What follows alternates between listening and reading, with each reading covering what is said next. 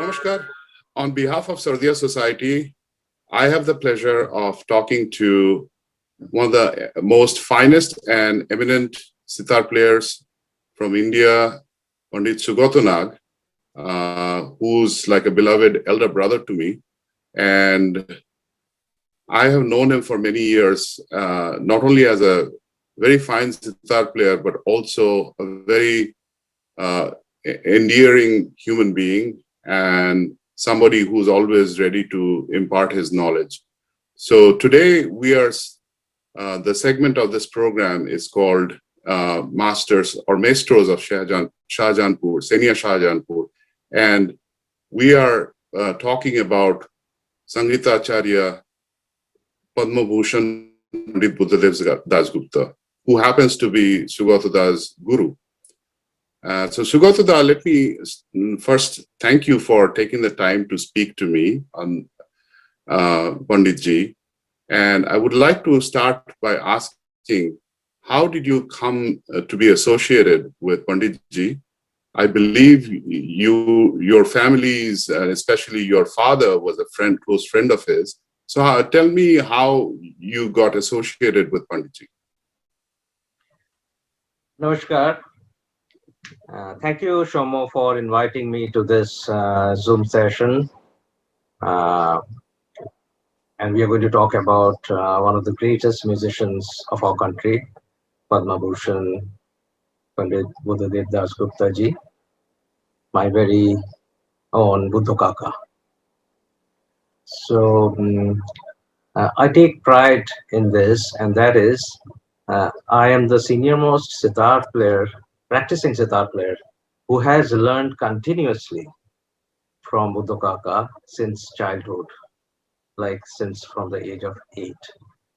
So as you rightly pointed out, Buddha Kaka was my father's school friend. They used to study together in high school in Mitra Institution in Kolkata. So the family, Dasgupta family and our family, they were very close. And Kaka used to come to our house quite regularly. So once he just came over and told my father that it's high time that the kids start music. So it was decided. In fact, Buddha Kaka decided that my brother would start playing the sarod. That is his instrument. And me, myself being younger, I would take up the sitar. So that was nice. One sarod and one sitar. That was, I think, that was very nice. So that's how it all started. And to start with, of course, he engaged a very fine guru.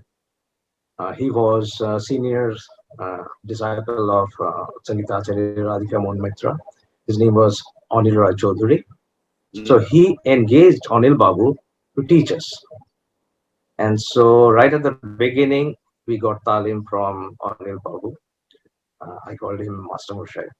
And he used to come to our house, and the first thing he did was to play cricket. And so that was how, and later on, of course, music. But first of all, cricket. So that was how he molded us. So that was a kind of guru Buddha Kaka gave us. And he knew that the base would be, created and the correct base. So Buddha Kaka's, how a selection of gurus was absolutely so marvelous. So later on, and in fact, when Kaka used to come to our house, he would just ask me, "Hey, chokra, sitar ta niye aaye?" Like, "Go kid, bring the sitar." And that's how it all started. And that kind of talim continued all throughout my musical career. Later on, I went to him and took proper talim. So I will come to that, of course. But yeah, I am so fortunate that he was a friend of my father. I thank my dad also that he put me into contact with Guruji. And so while you were still learning from Anil Babu, he had this kind of affectionate not formally teaching you, but still providing enough guidance to see you kind of blossom into a budding musician at some point. So that That's was, right. yeah. And then you continued learning under Mhm. him for how many years did you train under him in total?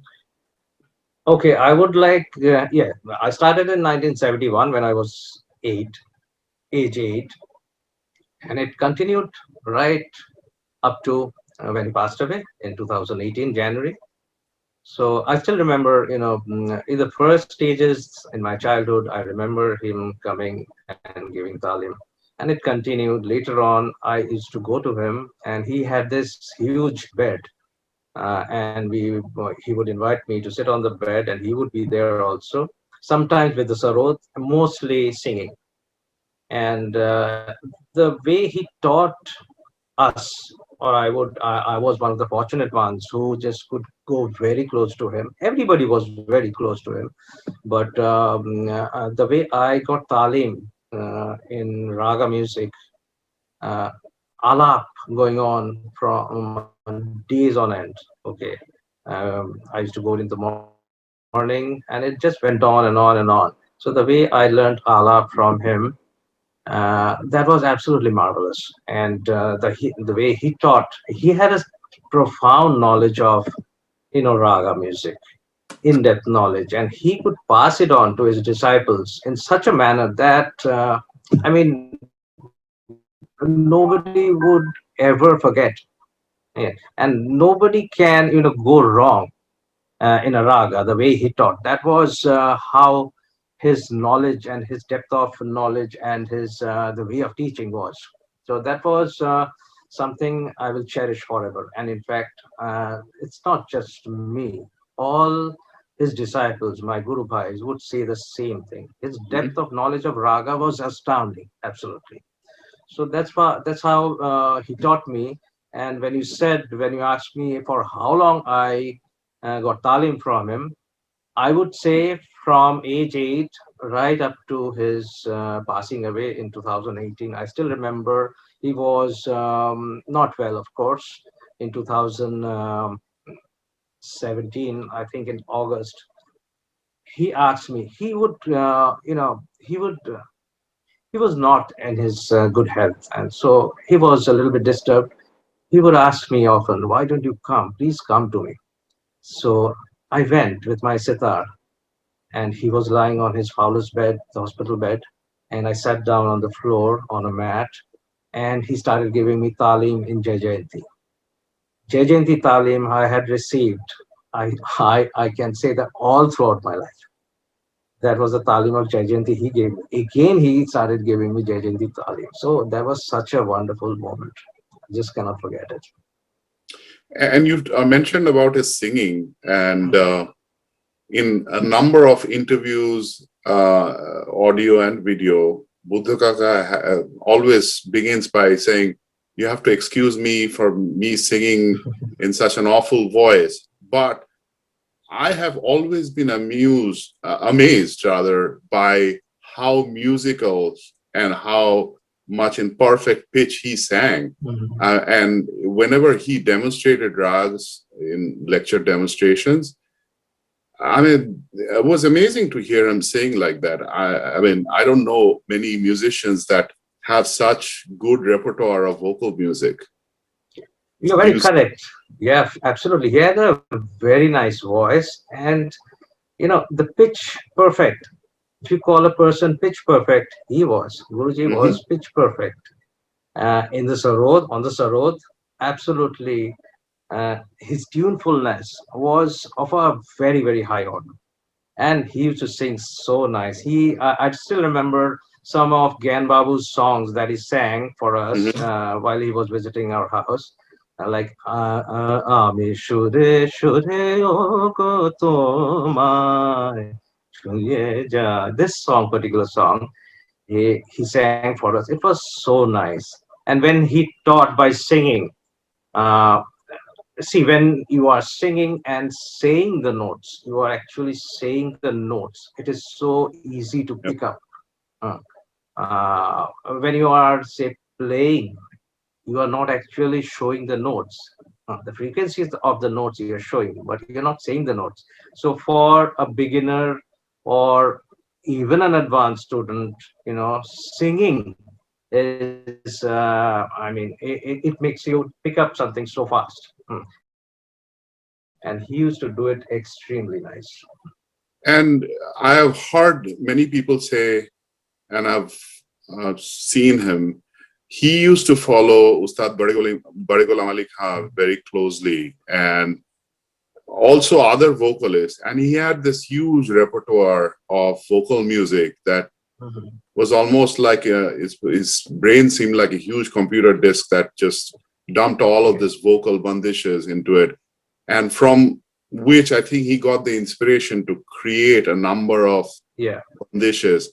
But apart from the bandishes, which I'll come touch in a moment, I think his style, and I'm going to begin my question with that, seemed to be very much imitating or mimicking the vocal music on an instrument like the sarod, which is somewhat difficult because it's not a board instrument like a sarangi or a violin, but to create that vocal or voice like tonal quality in a plucked instrument like sarod or sitar requires some kind of imaginative thinking. Do you feel like he imbibed that? And you talked about his pitch perfectness, um, but also bringing that gaiki element truly into a instrument like the sarod, which the tonal quality of the instrument, but also his playing technique. Do you feel that that was the case, or what really inspired him to kind of bring that gaiki element?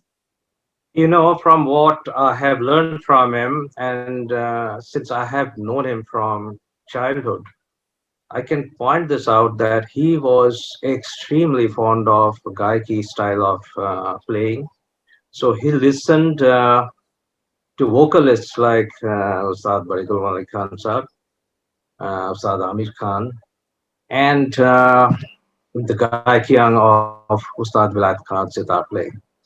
So I knew that he listened to all this, and during his early playing, uh, there was lots of melodic content in his playing. So this is very very interesting. Buddha Kaka was quite tech savvy. Okay, so the first thing that he would ask us would be to bring our recorders with us while he's giving talim. Recorders meaning cassette recorders back then. So for himself, he had a big, ferrograph UK made spool recorder. In fact, he told us that he took this recorder to Gyan Babu's house to record live a spy recording of Bade Go Ali Khan Saab and other great musicians, and he would do it regularly.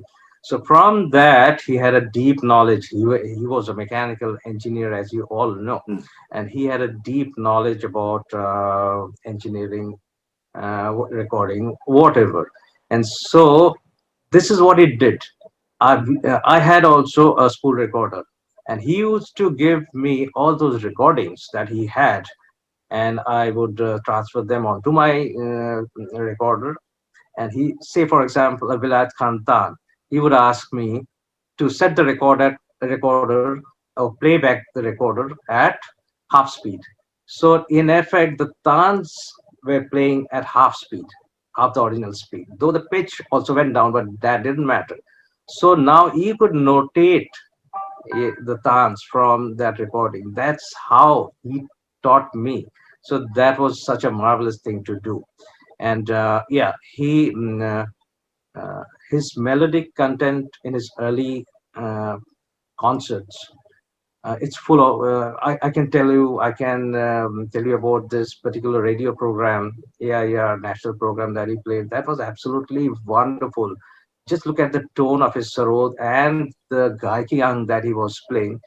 The ragas he played was Chaya, then Nike Kannada, and finally uh, Kafi Tumri. So all of them were simply brilliant.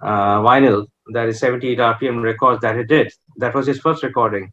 It had Maluha Jinjoti Kedar. on one side, Malua Oh, Kedar and Jinjoti on the side, on the one side, on the other side. So the Malua Kedar itself had Ikhara Tans in the composition itself. So Buddhu Kaka was the first one who tried Ikhara on the Sarod. Mm. mhm. And for the first musician, sorry, who tried Ikhara on the Sarod, and that too in such a marvelous way. Mhm.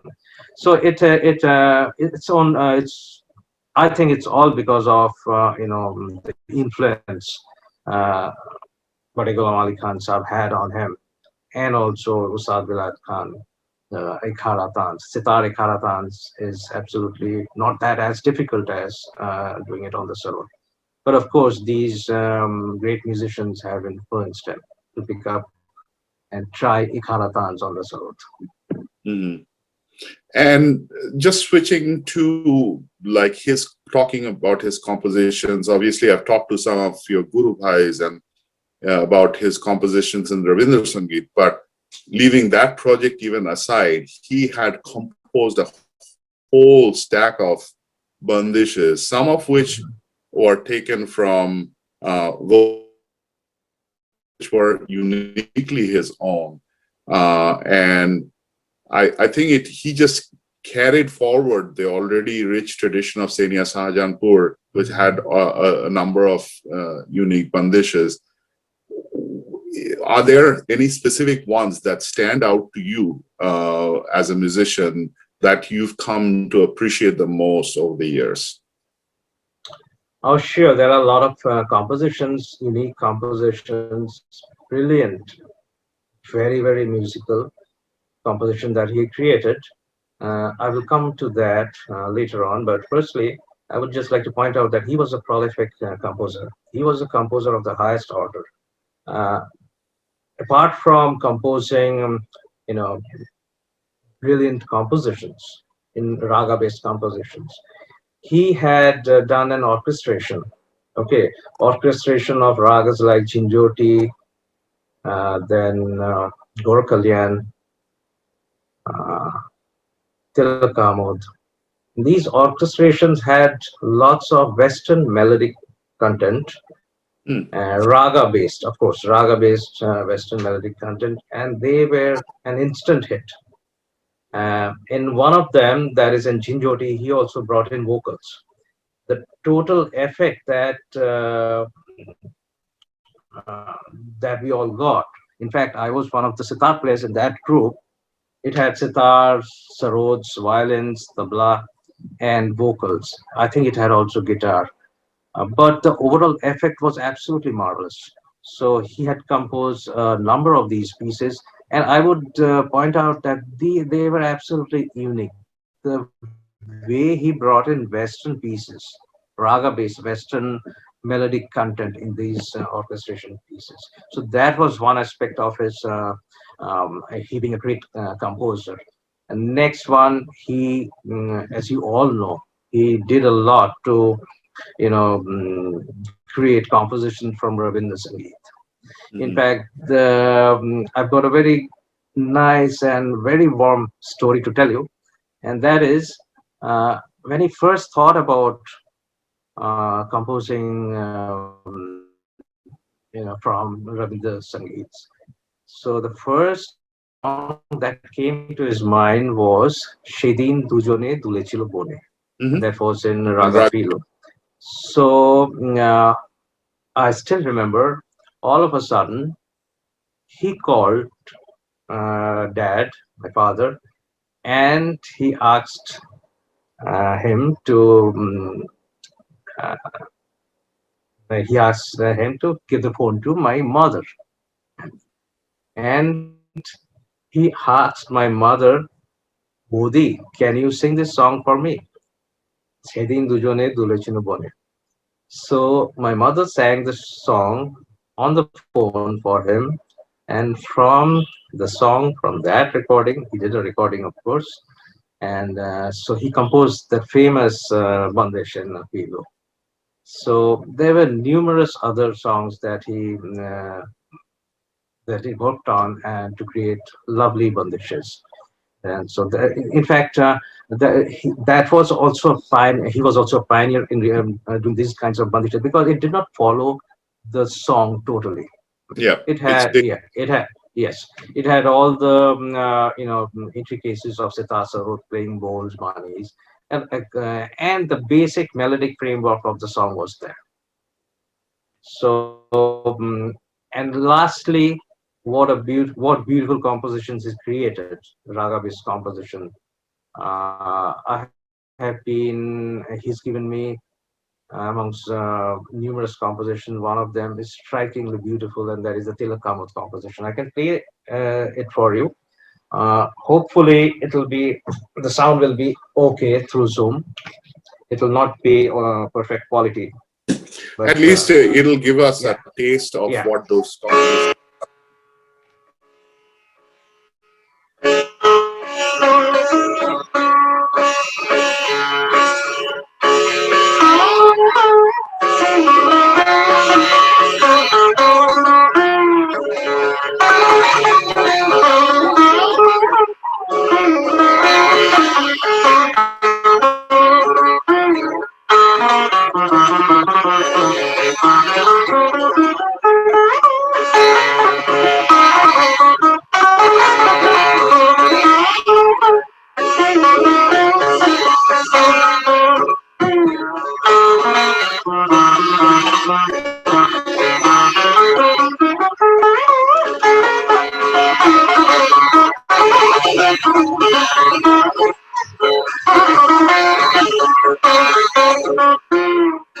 So this was one composition he gave all of us.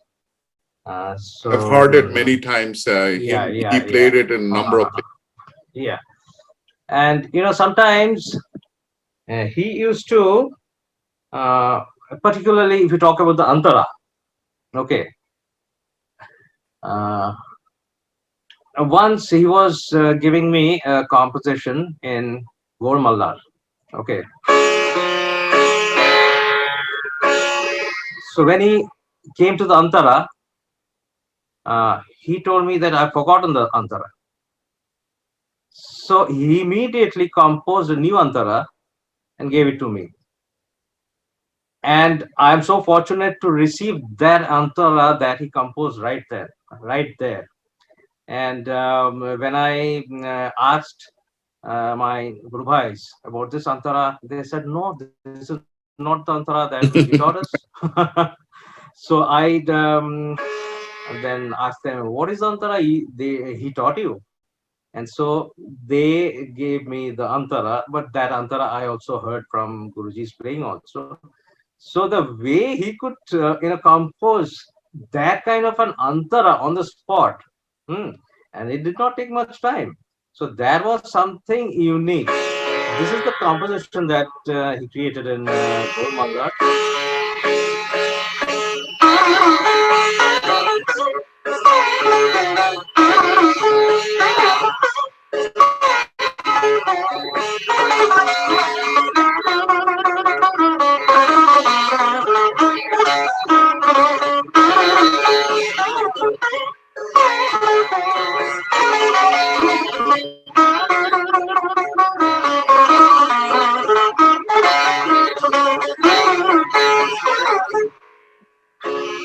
The antara, the original antara that he used to play went like this.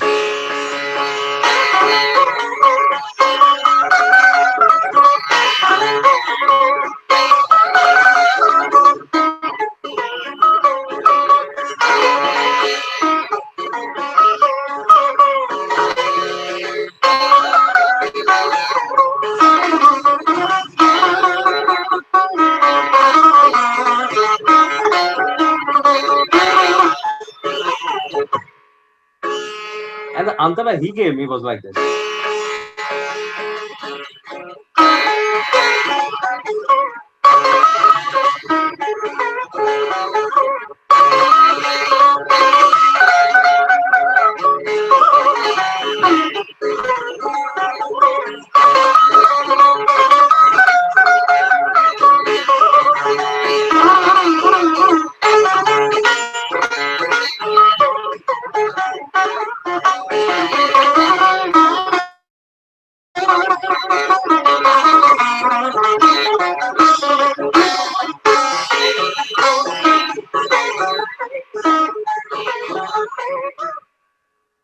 Brilliant.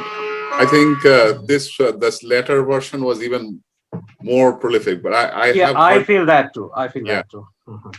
But it's like the brilliance of his mind kind of spoke out Yeah, at that yeah. moment. So I always think that, yeah, this was given to me. I will not give it to anybody else. But at the end of the day, whoever has asked me, I have given. This is a wonderful antara. In fact, some of his antaras, compositions are brilliant, of course. The antaras that he created, one in Ragistry, that was also brilliant. I've heard you play that. I Mhm. think I was at your house once. You played that. In fact, you were asking your son to play that. Oh, Um, maybe, yeah. maybe a few years back. Yes. So, these things, that's just what I found his innate capability was to find a somewhat uncommon area of the rag and bring it out and make that the centerpiece. It's just like finding an obscure character in a movie and making that person the centerpiece. So obviously, that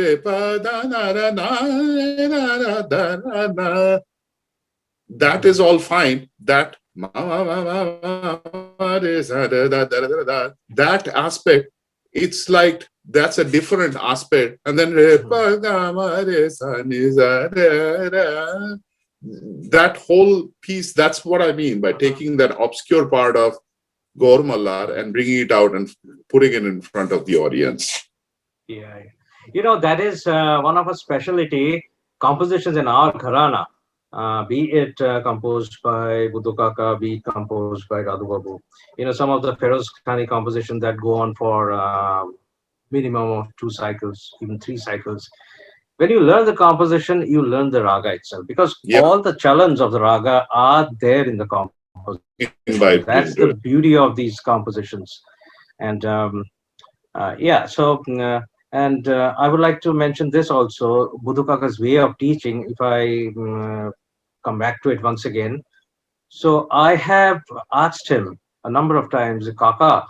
So this particular raga, the chalan goes like this, and this great musician has done it like this. Do you think it goes against the raga? Or what is your opinion about it? Because I am really worried that if I play it, I might be doing injustice to the raga. Now, he was extremely open-minded regarding this. Mm. He said that, you see, you must stick to the raga. 95% the raga has to be there. Once in a while, if you think a particular phrase or a particular note or a way of bringing in a particular note in a raga, it purifies the music. It makes the music more musical. You can of course go for it. That's how, I mean, he was so broad-minded regarding that. He used to do it himself also. Okay, Mhm. some of the phrases, and of course, in certain ragas, he brought in some phrases of his own. Okay, and so those phrases just got stuck with that raga. Hmm. It was developed by, I would say, Pandit Buddhadev Dasgupta ji. Okay, but that particularly some phrases in raga Kaushik Kannada. He used to say that every raga has been created scientifically. Okay, if you look at it in that manner, you will find out uh, some unique phrases which will not hamper the sanctity of the raga. So that way you can find out yourself also, and get new phrases in a raga. One particular composition that comes to my mind in his composition in Gorak Kalyan, and Mhm. especially the movement of the rag, and in the antara composition of that composition that he has, that antara itself, the way the notes progression happens. I was playing it for in front of one of my students, and he said, "Wow, this is such a Western feel of Mhm. that composition." But that shows, I mean, you were talking Mhm. about him being influenced by Western music. I think that Mhm. antara itself, the Yeah. way he Mhm. progresses the notes on the Avrohoi, that was a a typical example of that. Yes, exactly. In fact, he had done a lot of homework for Gurukul land. Okay, and as I said, one of the not Western, of course, the orchestration pieces that he created, that was one of them was in Gurukul land. And there he could, he brought in uh, passages of the Blue Danube Hmm. by Johann Strauss. Okay, so I mean, so that's why, when you hear the antara of this Gorakulam composition, there are a lot of Western melodic content in it. Thank you again very much. That was You're brilliant. welcome. Yeah. So I appreciate the time, and we had a good conversation. Is before I take leave, is there anything specifically that you want to tell the audience? Because we're remembering Panditji. Last month was his birth anniversary month. His birthday happened to be on the 2nd of February. And it's been, 3 years since he's left us, but his legacy continues with his brilliant. What message do you have for people listening into this program and who have been associated with Panditji or have been avid listeners, and they look to the next generation, which is you and the other group highs that you have? What message do you have for them in terms of how you see Panditji? Okay, this is to end Buddha Kaka's greatness. I would like to point this out, and that is he was so open-minded in his music. He would tell everybody that don't stick to your own gharana. Okay, listen to every gharana, listen to great musicians of all gharanas, and try to pick up, the best from others and put it into your music and develop your own style. Okay, and so I have first-hand experience in this because Buddha uh, after he started giving me talim and Master Moshe died, he took me to Radhu Babu, Radhikun Maitro. From Radhu Babu, I learned a lot. I used to go to his Ibrahimpur house and take talim, and I still have the khata with me where he used to note down. And I was really afraid of him. But he also, Radhu Babu also gave me some very, very unique bandishes, one particular in Desh.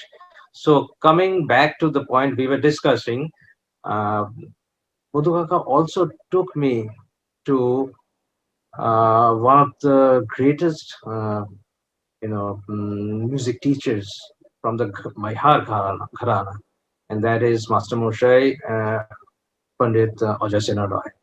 And you might know that all very, very good musicians from that Gharana has taken talim from Ajay. So Buddha Kaka took me to a Maihar Gharana guru, from where I learned nuances of Maihar Gharana. So that was, that was the greatness of him. Okay, so I would like to, for the new generation uh, of good musicians, I would like to tell them that don't just stick to your own gharana. Of course, your gharana, you must portray your gharana, but also you keep on listening to music from other gharanas so that the beauty of um, uh, the music from the other gharanas, you can take it and make your own music more beautiful. So I With that, think that is the legacy of the Buddha Kaka, what he has left behind. He's left some very, very good students. And the way he taught, I think that was unparalleled. I'd like to again thank you, Sugato very much Thank you. for taking the time. And this was a very, very insightful journey into the man's legacy, his music, his style of teaching, and we learned a lot. And hopefully we'll be able to speak again at a future event. Thank you. Namaskar. Sure. Thank you. Namaskar.